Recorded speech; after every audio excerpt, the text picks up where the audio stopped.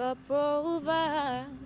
So every day, 16-year-old Martasia tells her mom, God will provide. Now you finally see what God can do. And that this road she travels down now will provide for her and her 5 daughters. Every week, Alisha Carter delivers mail to homes in Maryland's Prince George's County. Homes in one of the nation's wealthiest Black communities. The kind of home Alisha Carter dreams of.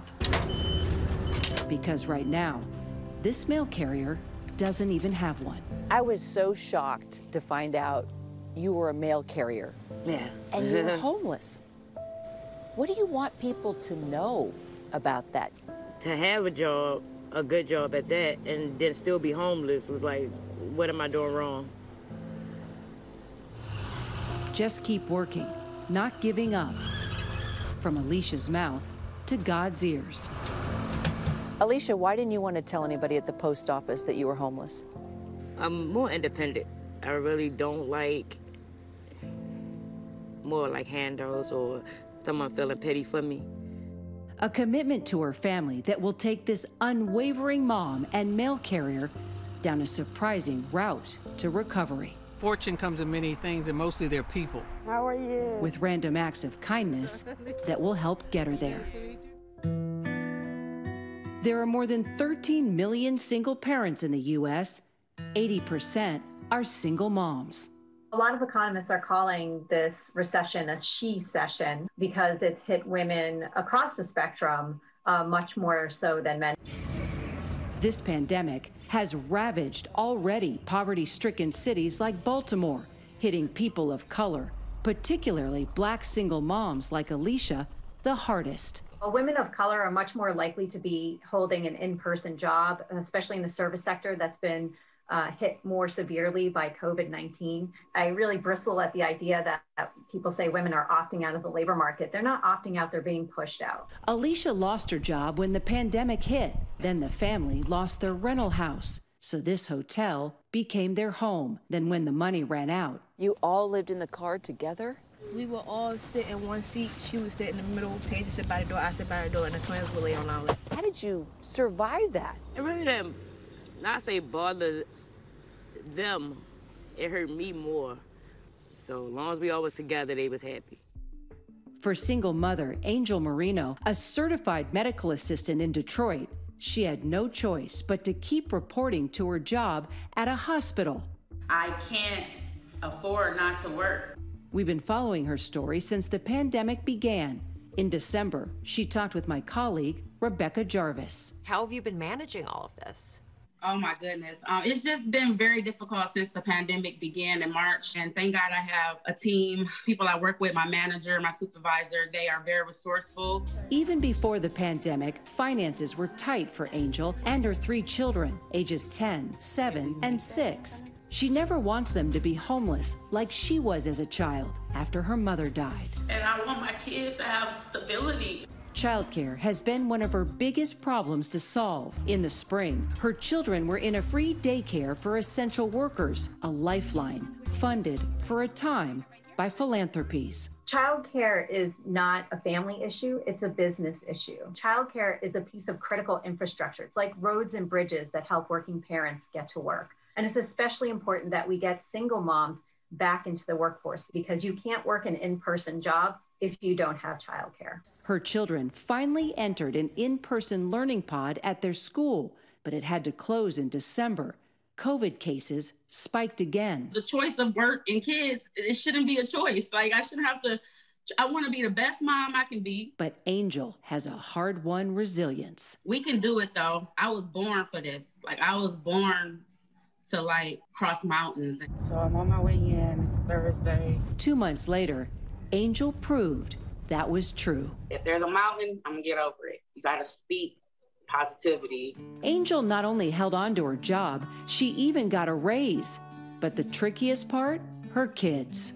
Luckily, she found a remote school program at the local Y. I think they'll be proud of me when we all look back on this in the future, that like, Mom, we've been through a lot together. My kids are resilient. The why, combined with the program at their school reopening, has been a vital lifeline for single working moms like Angel.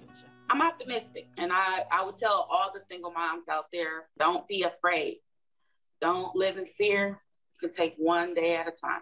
There are very tangible things we can do right now to keep women in the labor force, to keep single moms afloat with their families, because we know this is temporary. It just blows my mind right now that we have a very solvable problem in front of us and just lack the political will to address it.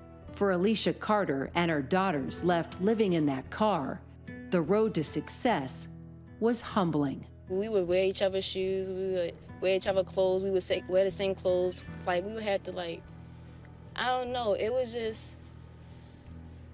a lot. Had to go to school and then have friends that be like, oh, if you ever need anything, but you didn't really want to say anything because you didn't want them to, like, make fun of you or, It's okay. I don't know. But Martasia's classmates didn't make fun of her. They rallied around her. Eventually, Alisha told a friend about her situation, and that friend found a safe haven. Located in the midst of Baltimore's toughest neighborhoods, Sarah's Hope, a shelter known for helping single mothers. Got to spend a lot of quality time together, get to learn each other better, emotional, physically, and mentally. What's your favorite thing about your mom? She's always there for us. Family and fortitude.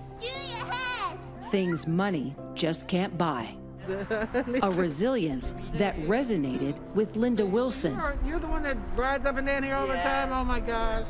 Remember that neighbor we met back on Alicia's route? When I was 20, I was a little lost child like many of us are. Linda, too, was once homeless, but helped by a total stranger. Now, she's paying it forward. Just to help you. Thank you. Oh my God. I've been there. If we can grab joy anywhere we can. When you go through a struggle together with your family, it makes you stronger. Happy birthday. Every dark place always has a light or something that just brings light to you. Don't underestimate yourself. Proving that sometimes struggles can be serendipitous. Alisha used her time in the shelter to job hunt, landing her position with the Postal Service in September.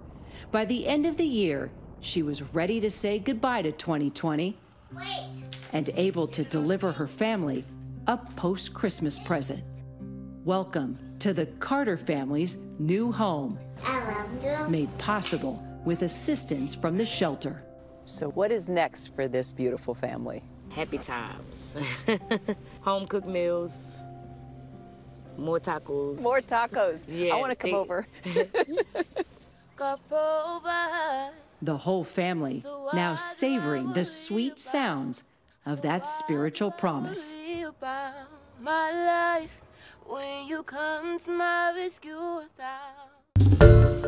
Hi everyone, George Stephanopoulos here. Thanks for checking out the ABC News YouTube channel. If you'd like to get more videos, show highlights, and watch live event coverage, click on the right over here to subscribe to our channel, and don't forget to download the ABC News app for breaking news alerts. Thanks for watching.